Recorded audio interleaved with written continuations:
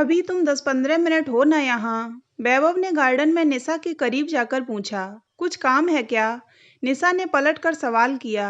निशा का यह औपचारिक व्यवहार वैभव को अजीब लगा। वह झेंपता हुआ बोला, काम तो कोई नहीं है, बस तुम्हें न्यू ईयर का गिफ्ट देना है।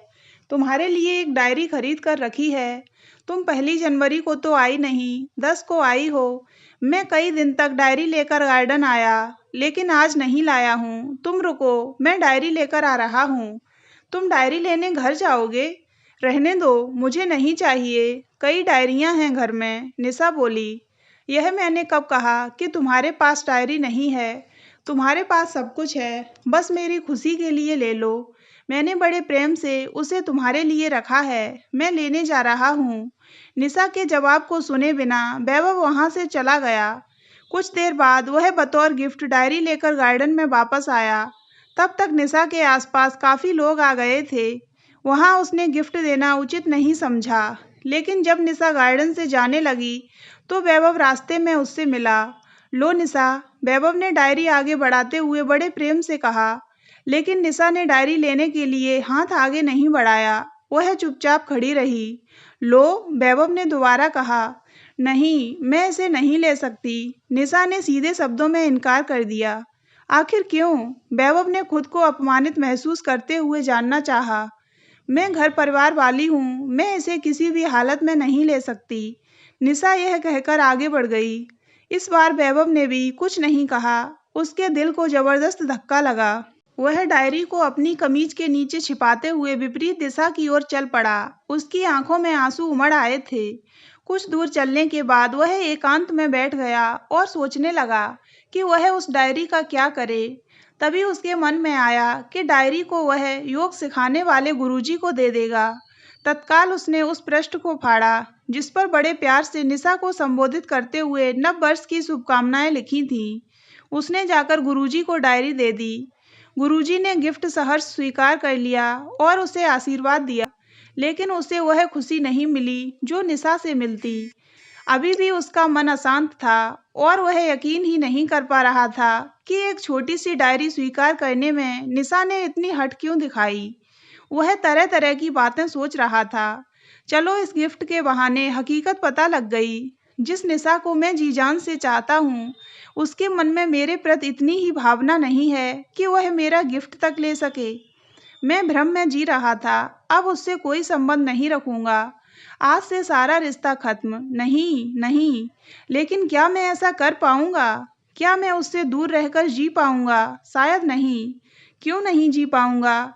उससे दूरी तो बना ही सकता हूँ। दूर से देख लिया करूंगा, लेकिन मिलूंगा नहीं और नहीं बात करूंगा। वह यही तो चाहती है।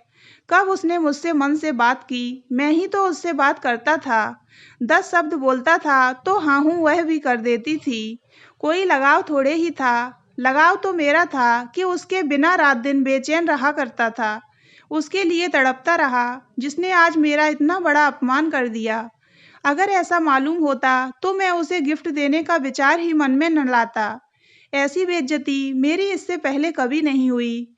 अब मैं उससे नजरें मिलाने लायक भी नहीं रहा। क्या मुंह लेकर उसके सामने जाऊंगा? अब तो दूरी ही ठीक है। लेकिन क्या ऐसा सोचने से मन बदल सकता था वैभव का? उसका प्यार बार बार उस पर हावी हो जाता और वह निशा से दूर रहने का निर्णय ले पाने में असफल हो जाता। दिन भर उसका मन किसी काम में नहीं लगा। वह बेचैन सा रहा। उसे रात को भी ठीक से नींद नहीं आई। तरह तरह के विचार उसके मन में आते रहे। अंदर ही अंदर वह घुट रहा था। अगले दिन सुबह 5 बजे वह जागा। रात को उसने निश्चय किया था कि कुछ दिन तक वह गार्डन नहीं जाएगा, लेकिन सुबह खुद को रोक नहीं पाया। निशा की एक झलक पाने के लिए वह बेचैन हो उठा और घर से गार्डन की ओर चल पड़ा। रास्ते में तरह तरह के विचार उसके मन में आते रहे। आज निशा मिलेगी तो उससे बात नहीं करूंगा, अभिवादन भी नहीं करूंगा। वह अपने आप को समझती क्या है? उसे खुद पर घमंड है तो मैं भी किसी मामले में उससे कम नहीं हूँ। उससे मेरा कोई स्वार्थ नहीं है, बस एक लगाव है, अपनापन है जिसे वह गलत समझती है। लेकिन जब गार्डन आती हुई निशा अचानक दिखी तो वैभव खुद को रोक नहीं पाया। वह उसे देखने लगा। निशा भी उसी की ओर देख रही थी। वैभव के मन में आया कि वह रास्ता बदल ले, लेकिन वह ऐसा नहीं कर सका। निशा वैभव के करीब आ गई, लेकिन वह उसकी ओर न देखकर सामने देख रही थी। वैभव की निगाहें उसी पर थीं। वह सोच रहा था, देखो ना, आज इसने एक बार भी पलट कर नहीं देखा। जाओ जाओ, मैं ही कौन सा मरा जा रहा हूँ तुमसे बात करने के लिए। मैं आज निशा की तरफ बिल्कुल नहीं देखूंगा। आखिर वह अपने आप को समझती क्या है, और ऐसे ही कब तक अपनी मन मर्जी चलाती है। तभी निशा उसकी ओर पलटी। वैभव के हाथ तत्काल अभिवादन की मुद्रा में जुड़ गए। निशा ने भी अभिवादन का जवाब दिया, लेकिन आगे उन दोनों में कोई बातचीत नहीं हुई।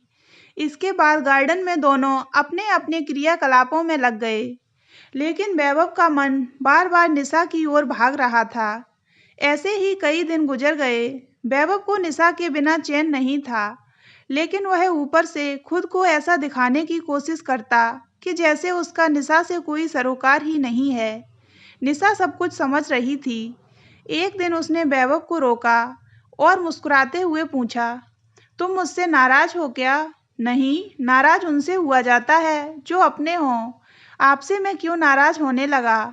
निशा मुस्कुराते हुए बोली, कुछ भी कहो, लेकिन नाराज तो हो तुम। तुम्हारा चेहरा दिल का हाल बयां कर रहा है, लेकिन तुमने मेरी मजबूरी नहीं समझी। एक छोटा सा गिफ्ट लेने में क्या मजबूरी थी? वैभव ने तल्खी के साथ पूछा। मजबूरी थी वैभव, तुमने मुझे समझने की कोशिश नहीं की। निशा ने कहा। मैं भी जानूं कि क्या मजबूरी थी, वैभव ने जानना चाहा। वैभव सिर्फ भावनाओं से ही काम नहीं चलता, आगे पीछे भी सोचना पड़ता है। मैंने कहा था ना कि मैं घर परिवार वाली हूँ। तुमने इस पर तो विचार नहीं किया और नाराज होकर बैठ गए। निशा ने कहा। मैं अगर तुम्हारा गिफ्ट लेकर घर जाती तो घर के लोग पूछते कि किसने दिया। सोचो मैं क्या जवाब देती। डायरी में तुमने अपना नाम तो जरूर लिखा होगा।